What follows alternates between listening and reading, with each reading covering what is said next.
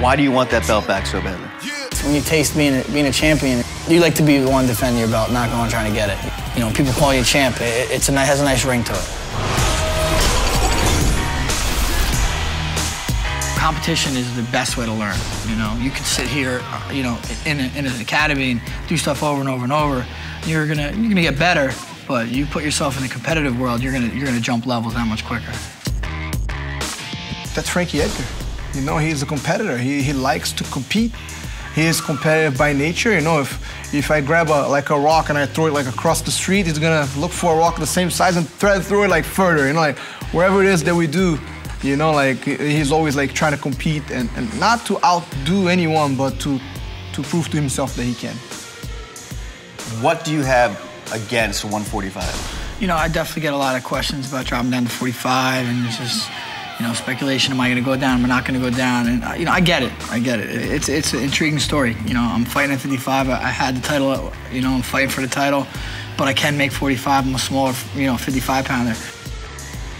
In reality, I think the cutting the weight gives you an edge, without a doubt, you know, but Frank was a guy who never took shortcuts. He walks around the 155.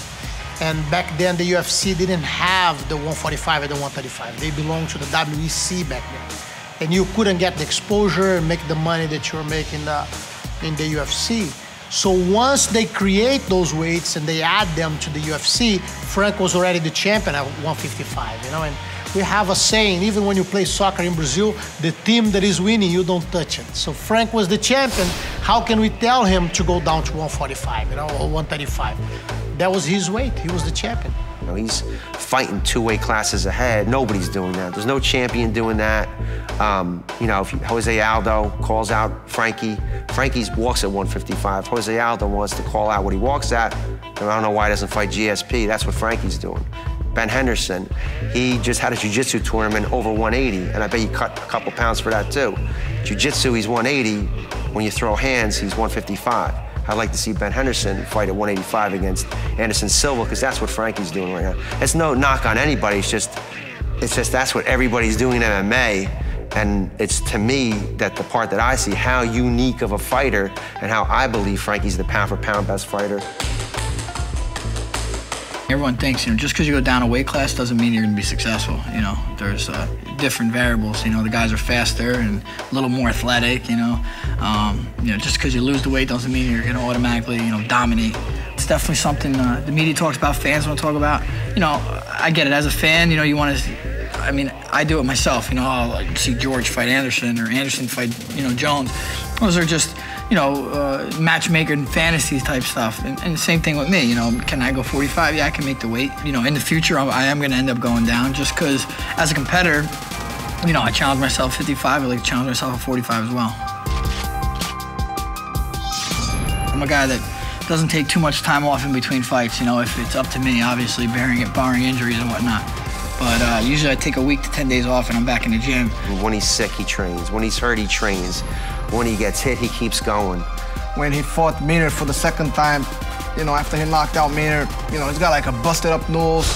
Like the next Tuesday, the very next training session, when we came back from the fight, he's here with like his nose all messed up, got 2 kids under his arms, like coaching the guys who had fights the next week, you know? He's an amazing teammate. I feel the sport is so new. There's so many different disciplines. If you don't stay in the gym, you're gonna get left behind. You know, I've been in this sport now for 7 years. I'm 30 years old, but I still feel I have a lot more improvement to do in all areas. You know, I come from wrestling. I still feel I can improve there. So, you know, to be in the gym, you know, right after is huge. Yeah, you know, the fight with Ben, obviously, it was a tough loss, a little controversial. I still don't feel personally that Frankie did lose the fight. I agree it was a close fight, but I still don't think personally he lost.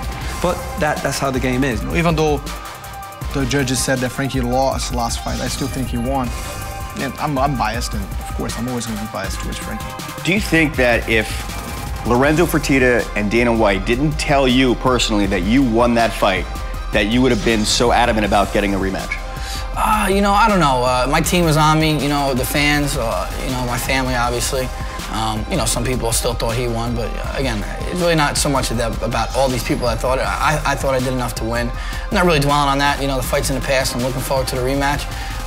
Anytime you taste defeat from someone, you want a chance to redemption. Right.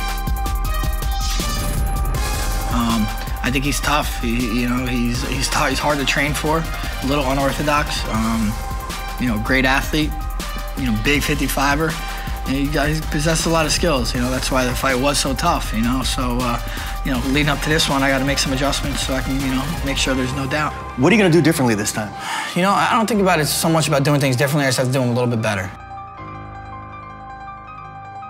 This rematch with Ben Henderson, just more than anything, Frankie wasn't there and he knows that he can beat Ben.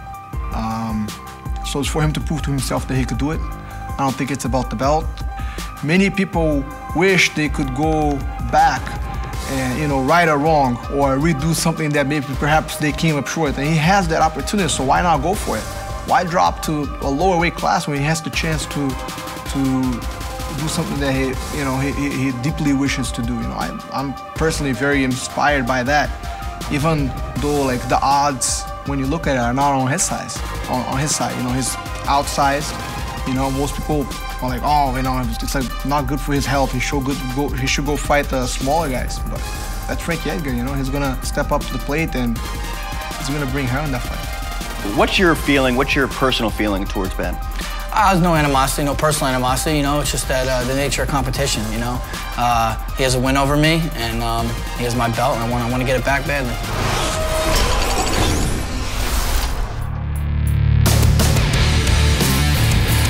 I got him into wrestling. As a freshman, he broke the varsity lineup. The first fight we went into Brooklyn, into the Bronx. No ambulance, no medical, nothing. Frankie just tore him apart.